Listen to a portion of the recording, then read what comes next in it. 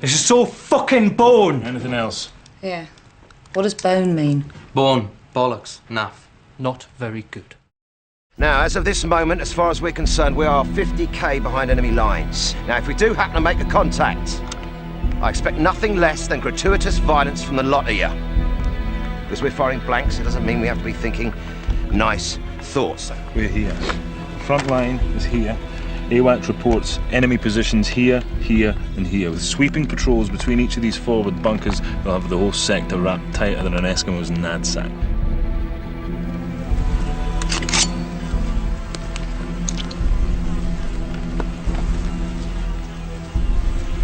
Natural causes my arse.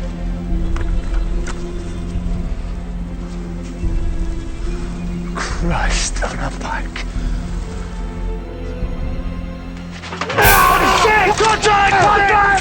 Help me. You've got to get me out of here before they come back. Who, Captain? Who is going to come back? They tore them to pieces! Right, lads, ditch your 80s. From here on in, the exercise is well and truly over. Anyone not carrying live rounds had better do so. It won't make any difference. They won't die. Yeah, well, this gives me better peace of mind, sir. You want peace of mind? Run for your lives before they tear your legs from under you. What the fuck? Right. Oh, shit.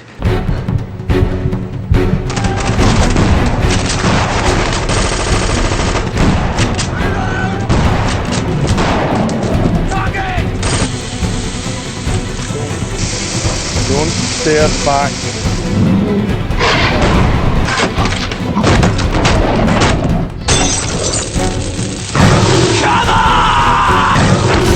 I hope I give you the shits.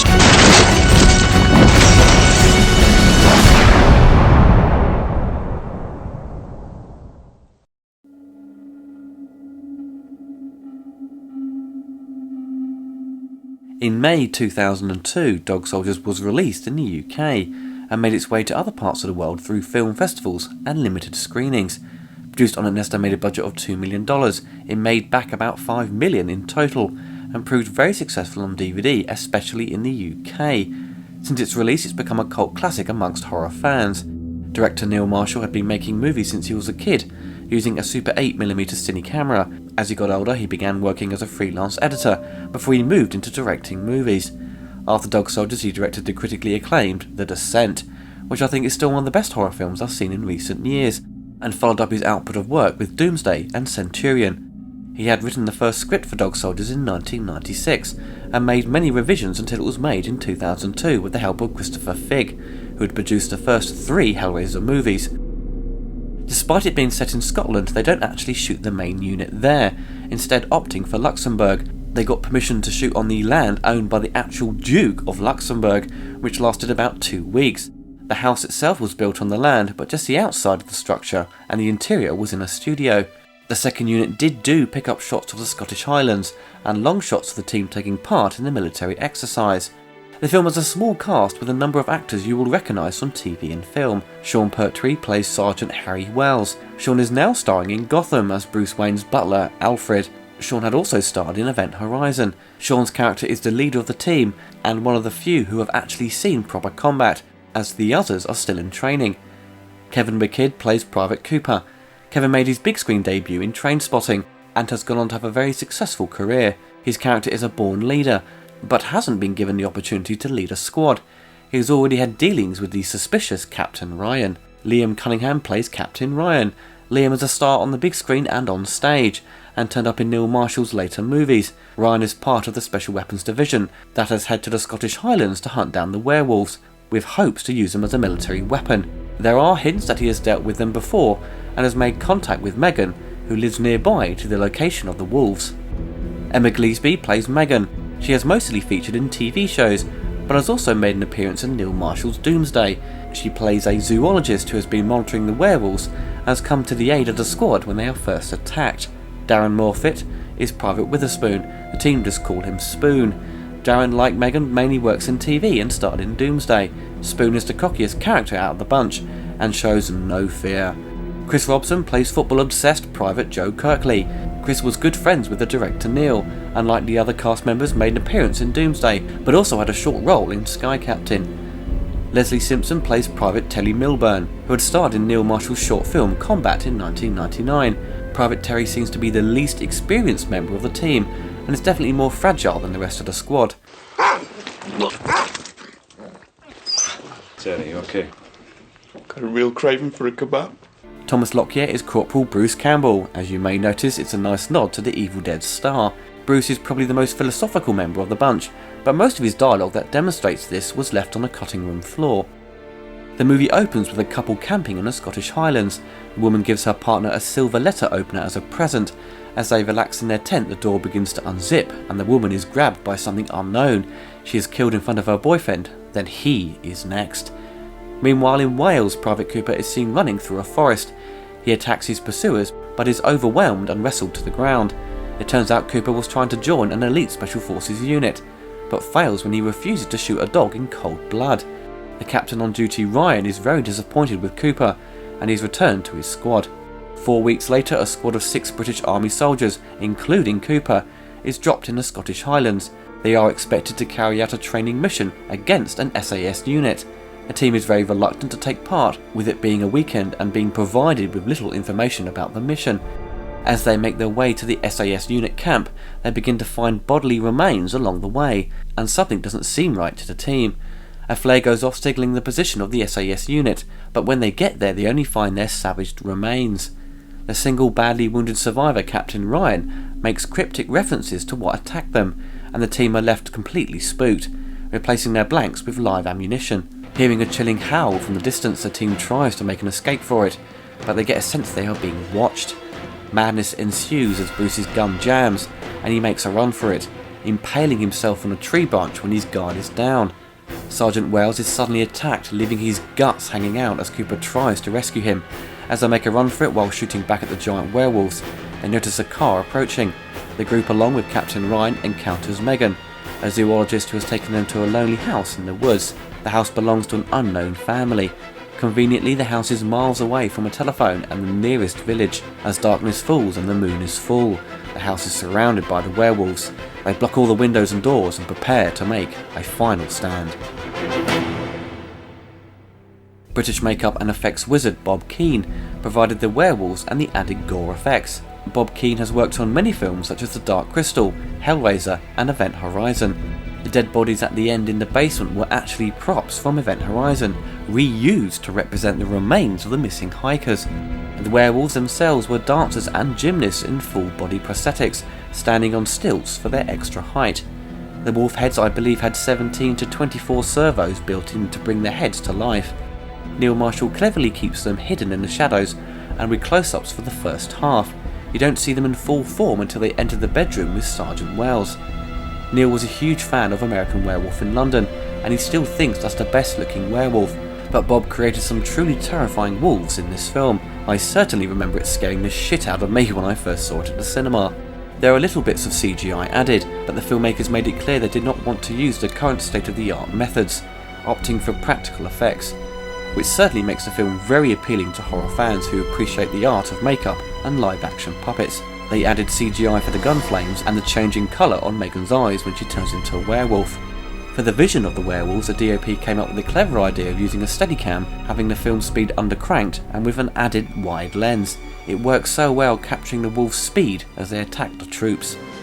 Welsh composer Mark Thomas scored Dog Soldiers. Mark has mainly produced scores to TV movies and kids' feature films, such as Agent Cody Banks. He won a BAFTA for his work on the cult film Twin Town. Mark also worked as a freelance violinist for the London Symphony Orchestra.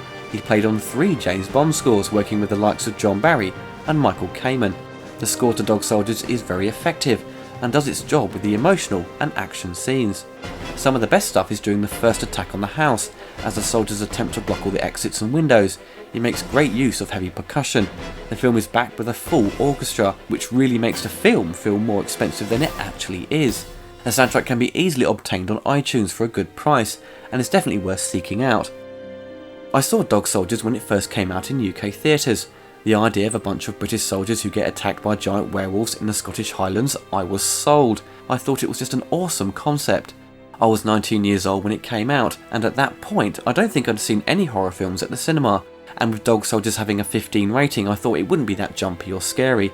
Unfortunately, I was wrong. My close friends know I scare easily. The way the film builds up its tension and suspense is very well done. The opening sequence of the couple getting attacked is pretty shocking. I think for a horror film to work you have to start straight away with something that will shock the audience. You want to leave the audience already unsettled and uncomfortable. When the soldiers are dropped off for their mission, Private Cooper tells the others about the stories of hikers going missing and the sightings of unknown individuals, creating a spooky backstory. What I love about the film is the great chemistry between the actors and the interesting dialogue. Once you are introduced to the team, you instantly become invested in them. It's just like the colonial marines in Aliens. You don't want them to be killed off, and it's just the same with Dog Soldiers. They have that great camaraderie with a slice of classic British humour. The humour in the film is definitely its strongest aspect, despite the gore and horror being totally solid. The character Spoon is hands down the best character. You clearly know he's loving the shit they are being put through, and doesn't at all seem to be fazed by what's happening, and is a bit too keen to kill them. When his character is killed off, Neil had shot a scene of him being pulled apart by the wolves, which you can imagine would have been very gory. But because his character was so popular with test audiences, he decided not to show his death, instead just cutting to his bloody remains. Even when they are under attack and the tension is building up, they still play it out with humour, very much like Sam Raimi with his classic horror flicks. You've got the wolves smashing through their windows, Spoon using a hammer and frying pan as a weapon, and when Private Joe gets grabbed on their first attack on the house, they play out the scene with some simple but hilarious dialogue.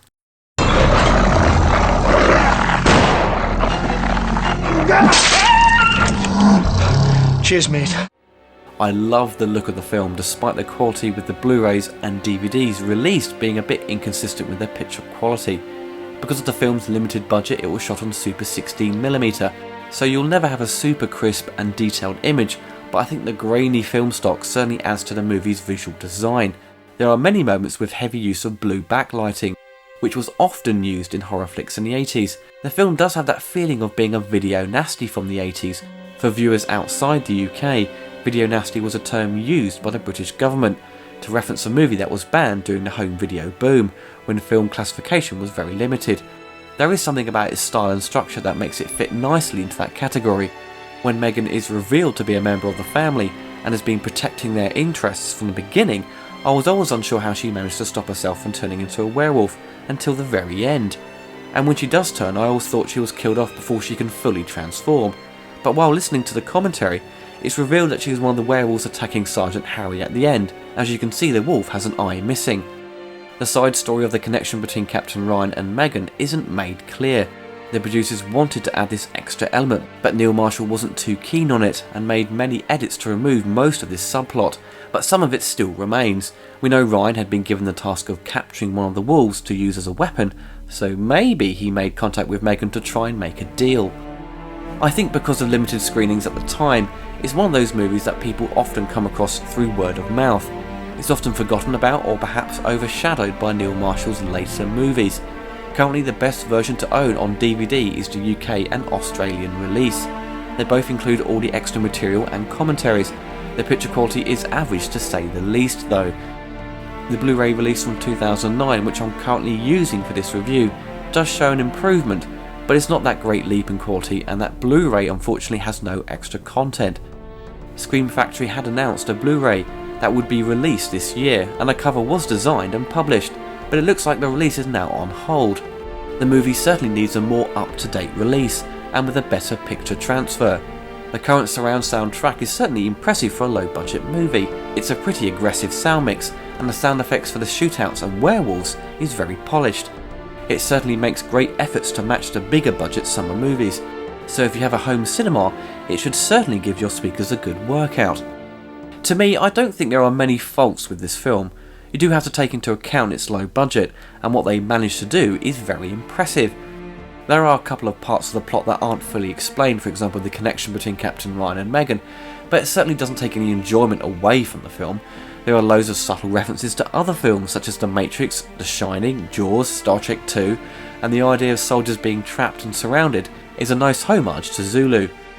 I believe there was a discussion of a sequel. Since it was released, there have been hints that a follow-up would happen. Release dates have been announced in the past, but it never goes into production. The sequel had a working title of Dog Soldiers Fresh Meat, and now it's changed to Legacy. A teaser trailer was apparently shot in 2011, which I imagine was done to secure funding. The latest news suggests it was going to be released in December of this year, but with no trailer in sight, I don't see this happening, or it may just end up being a cheap straight-to-DVD movie that quietly slips its way onto shelves. For Neil Marshall's first feature-length movie, he did a fantastic job. He shows he is totally confident with the genre and keeps you entertained, grossed out and glued to your seat for 90 minutes with ease. The cast as well do a top job with their performances, and they're all very likeable from the get-go. And props have to be given to Liam Cunningham, who is so good at being a total bastard. If you haven't seen it, please give it a go. You will hopefully be surprised how entertaining it is. I don't think it's too hard to track down on DVD. If you can't find it, I'm sure you can stream it on Netflix or iTunes. For a fun and scary horror flick to watch this Halloween, I could highly recommend Dog Soldiers. Heck, you don't even have to watch it on Halloween, just watch it when you get the chance because you are in for a real treat. It's a totally underrated gem.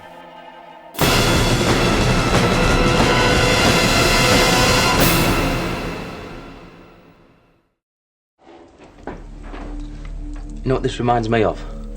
Rorke's Drift. 100 men of Harlech making a desperate stand against 10,000 Zulu warriors. Outnumbered, surrounded, staring death in the face, not flinching for a moment. Balls of British steel.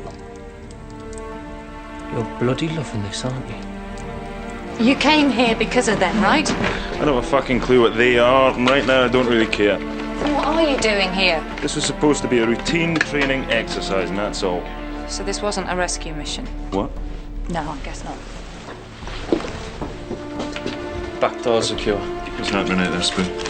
Well, they're still moving around out there, but they're keeping the distance, staying within the tree line. Maybe they've had enough for one night. Not likely. They're smart. You've seen what they can do. My guess is they're doing exactly what you'd be doing in their shoes. They're working as a team, looking for a weakness, a way in. I'm not about to second guess these things. They're the enemy, simple as that. This is no ordinary enemy. Exactly what is it we're fighting against? Megan, you want to run it past the boys? Lycanthropes. You what? That's werewolves to you and me. You're taking the piss. What? Makes perfect sense to me. What, you mean like full moon, silver bullets and eyebrows that join in the middle? Before you dismiss it offhand, think about what you've seen and heard. The full moon, the teeth, the claws, the howling. Is it so difficult to believe? For a whole year now, I've tracked these things. I've studied them, tried to understand them. Every month, when the moon is full, they hunt as a team, dedicated to the kill.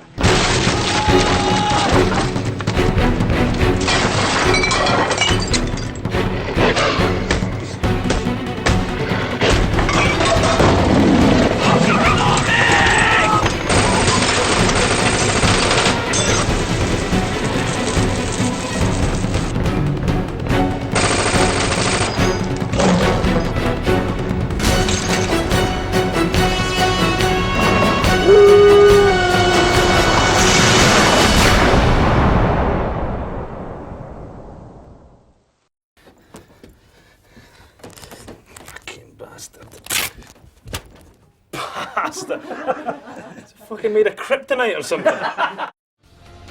If you enjoyed the video, you can find more on my YouTube channel, and also you can follow me on Twitter. If you want to help support the channel, you can donate through Patreon and receive monthly perks such as updates on the latest news on my channel, early access to reviews and commentaries before they go live on YouTube. Even the smallest donation can help keep this channel going. Thank you.